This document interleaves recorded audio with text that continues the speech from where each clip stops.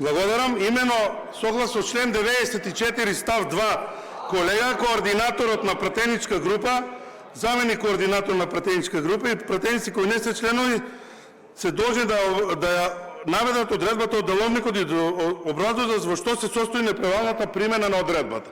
И врз основа на член 94 став 1 токму тоа и го направив.